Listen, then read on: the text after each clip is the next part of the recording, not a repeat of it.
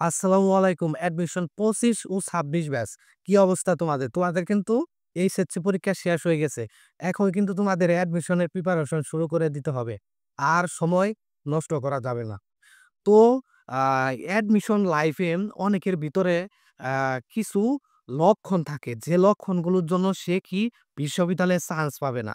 বিশ্ববিদ্যালয়ে চান্স পাওয়ার জন্য যে একটা প্রিপারেশন দরকার, সেই প্রিপারেশনই হবে না। যাদের মধ্যে এই খারাপ লক্ষণগুলো আছে, দ্রুত আমাদের কি বের হয়ে আসতে হবে। সেই কয়েকটি বিষয় নিয়ে তোমাদের আলোচনা করব। তোমাদের যদি এগুলো নিয়ে সমস্যা থাকে, তাহলে এইসব থেকে দ্রুত বের হয়ে যাও। তো আজকে আমরা ১০ টি এরকম ১০ টি লক্ষণ নিয়ে আলোচনা করব। তো ১ম এই দেখো কি আছে যে কুইশন ব্যাংক সলভের অনীহা। এটা একটা বড় একটা সমস্যা বলা যায়। তো বাংলাদেশে কিন্তু অনেক বিশ্ববিদ্যালয় আছে।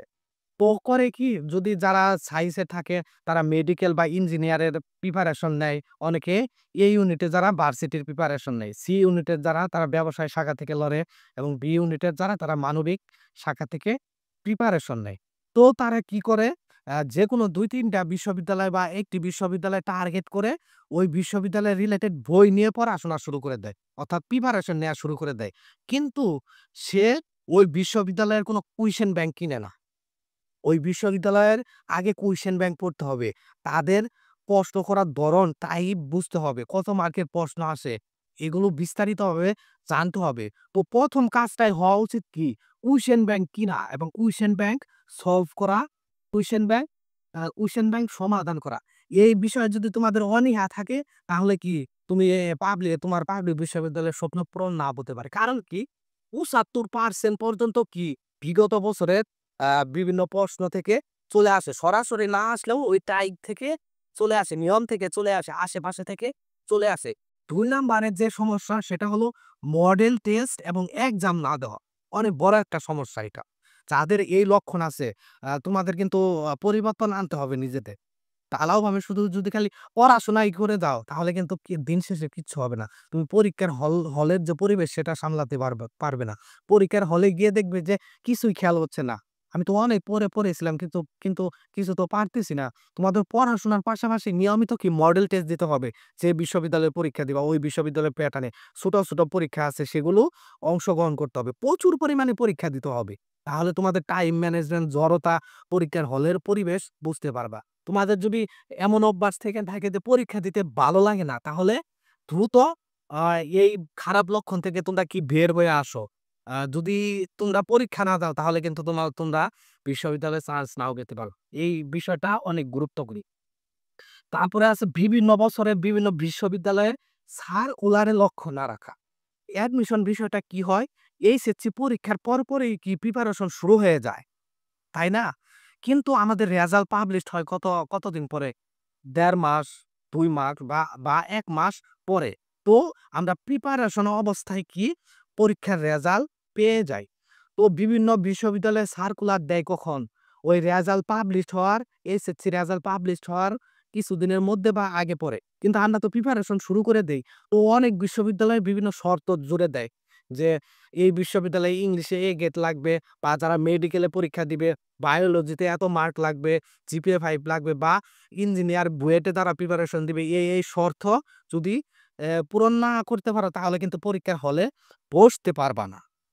অর্থাৎ এইচএসসি পরীক্ষায় কিন্তু এই ক্ষেত্রে রেজাল্ট কিন্তু ভ্যালু এড করতেছে, গুরুত্বপূর্ণ।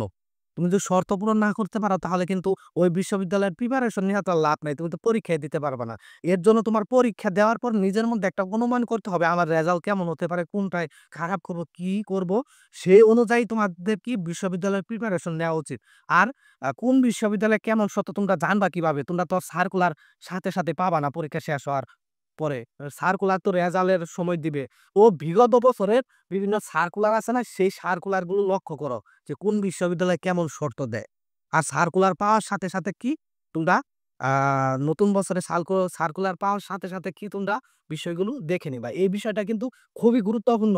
বিভিন্ন বিশ্ববিদ্যালয়ের তথ্য, নিউজ এই বিষয়ে তোমাদের কি লক্ষ্য রাখতে হবে। বিভিন্ন নিউজ থাকে যা আমরা না বুঝার জন্য কি হতাশায় থাকি। পরবর্তীতে যেকোনো বিশ্ববিদ্যালয় মিস হয়ে যায় বা ভুলভাবে প্রিপারেশন নিয়ে পরীক্ষার আগে গিয়ে দেখি যে আসলে তো আমি মানে ভুলে ছিলাম এতদিন। তো এই বিষয়ে লক্ষ্য রাখতে হবে। আরেকটি বড় সমস্যা আমাদের মধ্যে থাকে সেটা কি? নিজেকে সময় না দেওয়া। মারাত্মক একটা ভুল কি বলবো? ওরকে আমরা প্রাইভেটে দৌড়াই, কোচিং সেন্টারে দৌড়াই, অনলাইনে বিভিন্ন পেইড বেসে যুক্ত হয়ে থাকি। এগুলোর মধ্যেই পড়ে থাকি। অন্যের উপর নির্ভরশীল। নিজেকে আমরা সময় দেই না। বিশ্ববিদ্যালয়ে অ্যাডমিশনে সেই স্টুডেন্ট এগিয়ে থাকবে যে নিজেকে পর্যাপ্ত পরিমাণ সময় দিতে পারবে। নিজে পড়াশোনা করতে পারবে। নিজের সমস্যা নিজেই বোঝা যায়। সেই সমস্যা নিয়ে কাজ করতে হবে। তাই পর্যাপ্ত পরিমাণে নিজেকে সময় দাও। তাহলে কি তোমাদের সুন্দর একটা প্রিপারেশন হবে। আদারওয়াইজ তুমি যদি খালি ঘুরে বেড়াও, দিন শেষে তোমার দেখা গেছে যে তুমি সমস্যায় তোমার শেষ হচ্ছে না। তুমি কিন্তু পাবলিকে চান্স পাবে। প্ল্যান বি রাখা ৫ নাম্বারে প্ল্যান বি রাখা। অনেকেই আছে টার্গেট ঢাকা বিশ্ববিদ্যালয়। ঠিক আছে, ঢাকা বিশ্ববিদ্যালয় তোমার টার্গেট। কিন্তু কোনোভাবে ঢাকা বিশ্ববিদ্যালয়ে চান্স হলো না। ব্যাটে বলে মিলল না বা অনেকে থাকে শুধু বুয়েট। কোনোভাবে বুয়েটে চান্স হলো না। ব্যাটে বলে কি পড়ল না। তখন কি করবা? এর জন্য তোমাদের কি প্ল্যান বি রাখতে হবে। মানে কি? তুমি একটা বিষয়ে ফোকাস রাখো ঠিক আছে। কিন্তু আশেপাশের ওই রিলেটেড বিভিন্ন বিশ্ববিদ্যালয় বা বিভিন্ন ইউনিটে ফোকাস রাখো যেন একটা না হলে আরেকটা হয়ে যায়। একদিকে যদি শুধু খালি প্ল্যান এ থাকলে কিন্তু তোমার পাবলিকান হওয়ার স্বপ্ন শেষ হয়ে যেতে পারে। তাই প্ল্যান বি রাখতে হবে। তারপরে ৬ নাম্বারে আছে কনসিস্টেন্সি বজায় রাখা।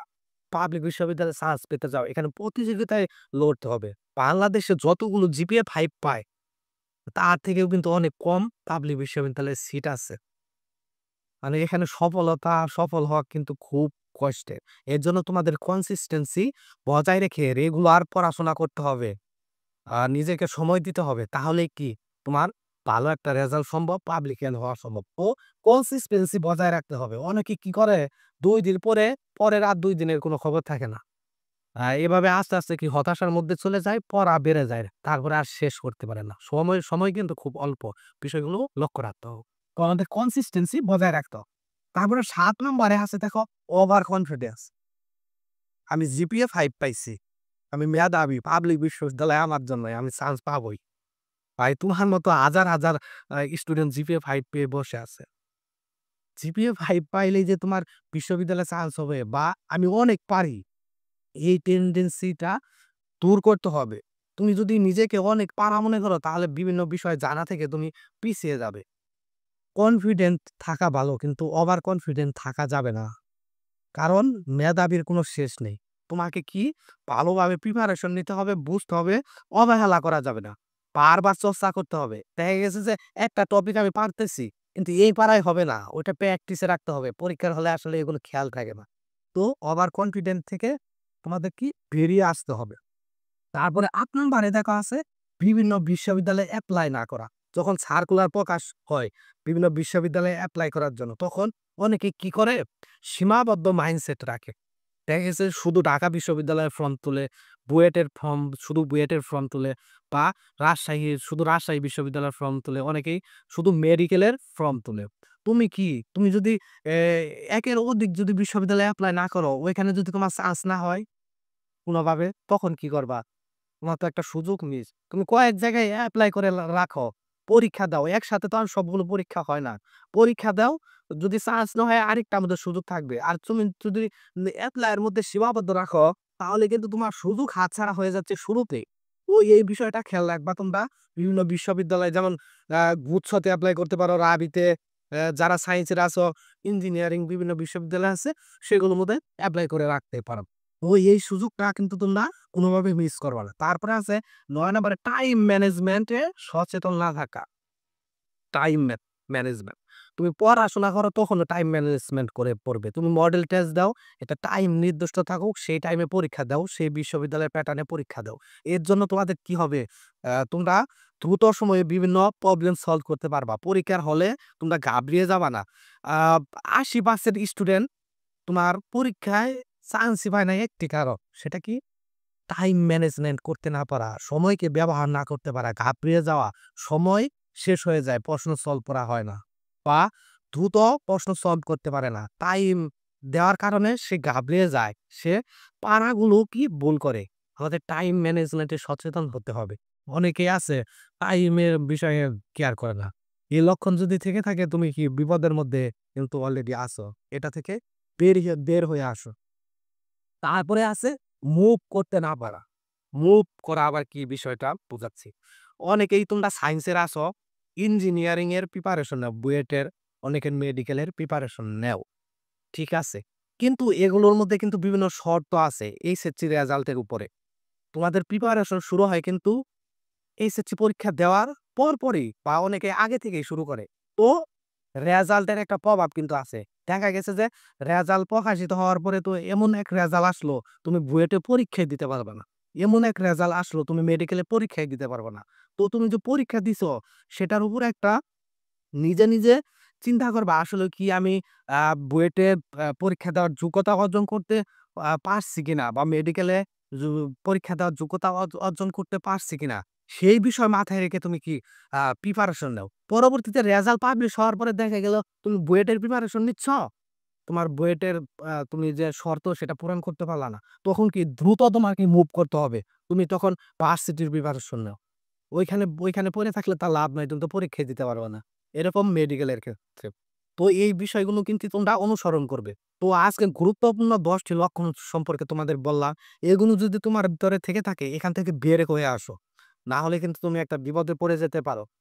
তোমরা যারা বি ইউনিট এবং সি ইউনিটে আছো আ সিও ইউনিটে আছো, তোমাদের কথা চিন্তা করে কি আমরা মডেল টেস্ট নিয়ে আসছি। আ বিভিন্ন বিশ্ববিদ্যালয়ের প্যাটার্নে কি মডেল টেস্ট নেওয়া হবে। ৪০ টা মডেল টেস্ট নেওয়া হবে। বিস্তারিত জানতে আমাদের পেজে যোগাযোগ করো। বলছিলাম যে তোমাদের কি আ ২ নাম্বারে এনে গেছিলাম যে মডেল টেস্ট এবং এক্সাম না দেওয়া। এক্সাম দেওয়া যে কতটা গুরুত্বপূর্ণ সেই কথা বিবেচনা করে কিন্তু আমরা model test, all in one model test exam batch নিয়ে আসছি। তো আল্লাহ হাফেজ। এই ছিল ভিডিও। দেখা হবে পরবর্তী কোনো ভিডিওতে। আল্লাহ হাফেজ।